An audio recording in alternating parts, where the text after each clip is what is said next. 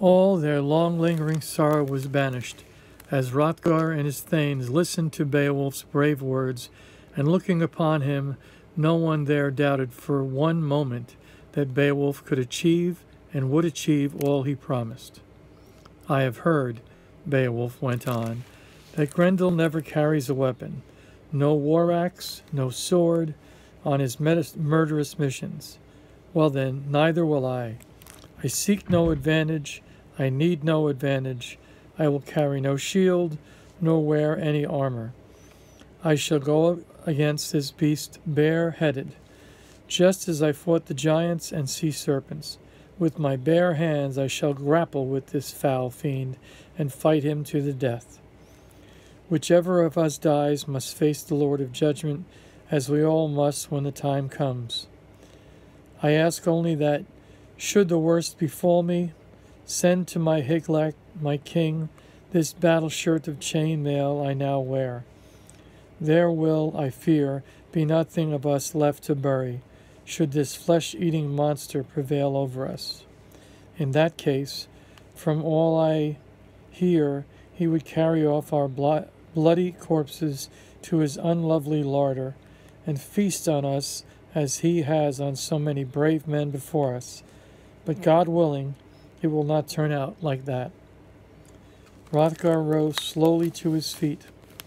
You cannot imagine what joy you bring us in coming here to Heorot. For me, and for all of Denmark, it is truly a blessed and timely arrival. You shall, I promise you, be well rewarded for your kindness, your concern for us, and your great courage. We have been for 12 long years a people in pain, with nothing but fear and hate in our hearts. Sadly, my hall and hearth companions have been sorely dwindled in numbers by the ravages of this ruthless killer. So many have tried to stand against him, their courage whetted by beer. Each roared his defiance, boasting, ale-cup in hand, that he would wait here in Heorot after nightfall and tear the evil one limb from limb when he came. But when morning came, it was always the same gruesome story. Heorot had become a slaughterhouse yet again, the walls blood-splattered, and the floors blood-soaked, and my dear brave kinsmen all gone as meat to the monster's lair. But none of these was as mighty a warrior as you, Beowulf. They had courage in full measure, but not the strength. You have both. So bring your men. Sit down, eat with us, and drink with us. Tell us the stories of your great exploits, for just to hear them would fill our hearts with new hope and happiness. Then a space was cleared at the banqueting table for Beowulf and his Geats, and the horn of sweet mead was passed around from great to Dane, from Dane to Geat. That evening the poet stood and sang his words, and the harp played softly, and the lilting lute and laughter echoed once again through the rafters of Heorot. There were, it was true, some envious looks cast at Beowulf and his Geatish warriors, and some envious words, too, among the Danish thanes. A few did not care to be outshone in this manner, and felt their honor threatened. Some challenged Beowulf openly, questioning his proud claim that he would succeed in this fight where they had not, especially, they said, if he faced Grendel unarmed, as he had proposed he would. Stung at these insults, Beowulf spoke up strongly in his own defense. Do not worry yourselves on your account. We'll soon show this monster Grendel courage and a firmness of purpose he has never met before. Just because you have failed, don't imagine for one moment that we shall do the same. We are made of a sterner stuff than you think. Mark my words, by daylight, the reign of this terror tyrant will be over.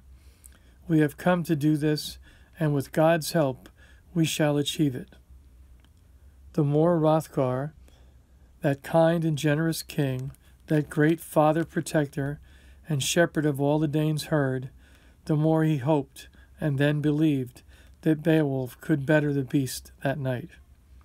Doubts disappeared, and all envy too, as the harp music rose to the rafters, and laughter echoed once again about the great mead hall. Bearing the precious treasure cup, Hrothgar's queen came now to Herod, to meet these Geatish heroes, to greet and honor them. But to the peerless Hrothgar, her husband and her beloved, she offered the treasure cup first, and afterward gave the cup to each of them, irrespective of age or rank, for she was always gracious and kind to all. Then to Beowulf she came, glittering in all her regal beauty, her arm rings glowing gloriously, offering the cup. She thanked him warmly, and the good Lord who had sent him for coming so nobly to their aid.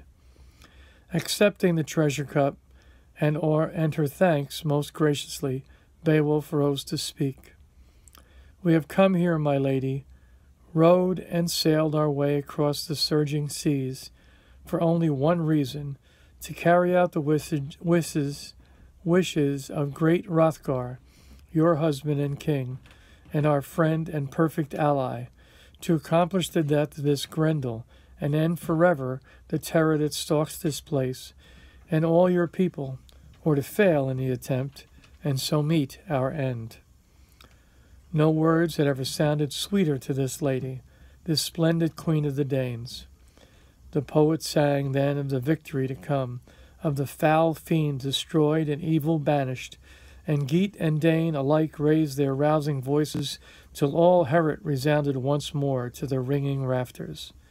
But now, as he looked out, Hrothgar saw the shadows lengthening and knew that time was coming to quit the hall.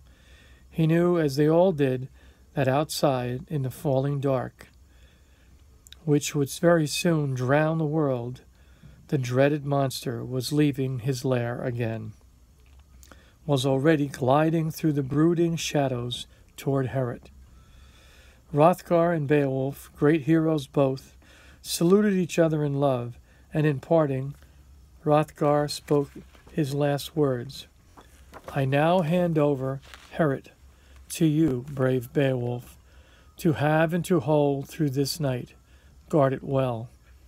I know that in the fight to come you will stretch every sinew, summon up all the strength and all the courage you possess.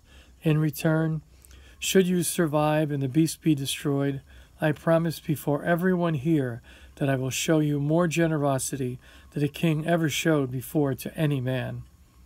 So saying, Hrothgar and his queen led the Danes from the hall. Only Beowulf and his Geatish thanes remained, charged now with the safety of the kingdom. This time is soon coming, so let each of us put our trust in God, said Beowulf to his men, but in our strength and fighting skills also. Do this, and we shall not fail. And with that he took off his coat of mail, his helmet, as he had vowed to do. He unbuckled his war sword too, and then gave all his armor and weapons to his faithful attendant. Before going to their beds, the Geats gathered one last time, set forehead to forehead, drinking deep of one another's courage, fiercer now than ever in their fiery determination. We ask the Lord to bless our endeavors tonight, Beowulf whispered. Remember that we fight this fight in his name. It would be easy to come at the beast with weapons, but I shall cut short this monster's life with my God-given strength. Let God choose which of us shall triumph, and we have no fear of losing. Believe that, my friends, and we shall win. So Beowulf went to his bed, and his men too. But in truth they slept only fitfully, for there was not one of them, not even Beowulf himself, who could be certain how the night would end, whether any of them would ever again see the light of dawn. They knew well enough many brave Danes. This Grendel creature had dragged lifeless and bleeding from Herod. How unlikely it was that some or all of them would ever again see their hearth and home. In silent prayer, each of them placed his life in the hands of the Almighty Maker, who had from the very beginning ruled supreme in all the affairs of men. Up from his lair and through the shadows came Grendel, this stalker of the night. While in Heorot the warriors lay turn-tossed in their sleep, only one of them left on ever watchful guard, every moment steeling himself for the ordeal of battle. He must very soon come. And it was coming too. Grendel came gliding through the swirling moorland, cloud mists, death-dealing in his hate-filled heart, thirsting to kill again that night as he had so often before. Down from the forest came Grendel now. He saw the meat house and scented the sweet flesh of those inside. Easy victims, as easy as before, he thought. Had the monster known what awaited him there, he would most surely have thought twice, slunk back to his lair, and never returned, for this would be the last time the beast was ever to go out on a killing spree. Never more would the terror tyrant stalk the land.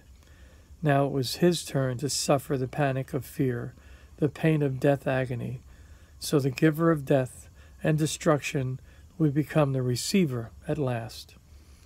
He did not know it yet, and came on unawares to Heorot. Rage-racked, on wretched bent, Grendel ripped open the iron-studded doors. There were no hindrance to him. He scanned the dark hall through the fire-blazing eyes, saw the slumbering thanes, still drowsy in sleep, the solitary, startled sentry, the whole war-band, rejoicing at the prospect of another flesh feast. This vile and vengeful creature laughed out loud at his good fortune.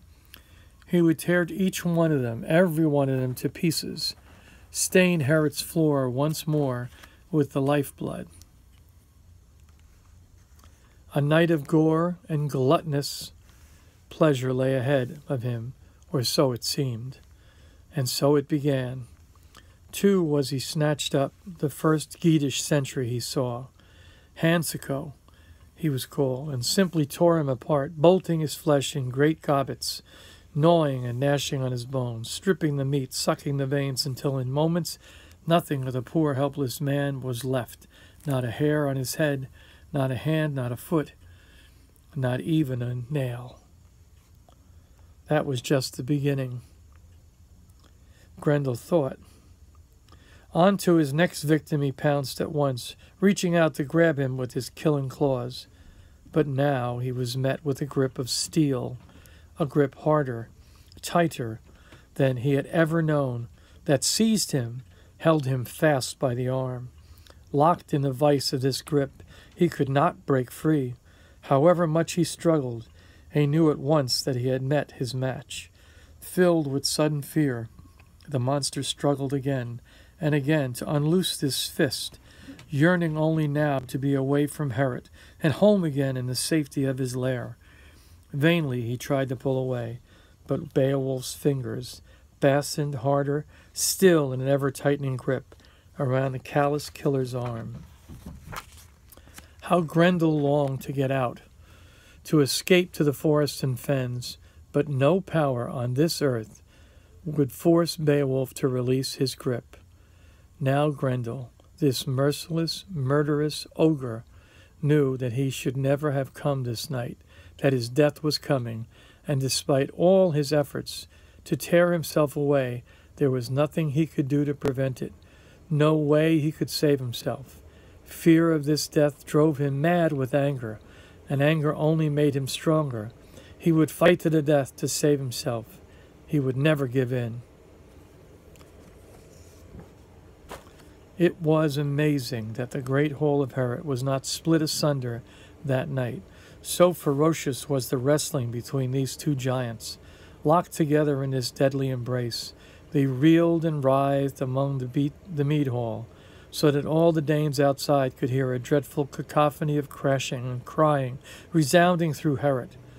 Gold-worked trappings and iron braces, all well made and sturdy, simply snapped and buckled as the two of them in deadly earnest wrestled and grappled and struggled with each other. There was no ground given in this terrible fight, nor mercy either. So they fought on. This Grendel, now fear-soaked, his strength failing him, and brave Beowulf still clenched around the monster's arm, and knowing he had only to cling on and not let go to banish to hell forever the damned one, God's and his own worst enemy. Outside, they clearly heard the monster's demon scream, his hideous howling screech.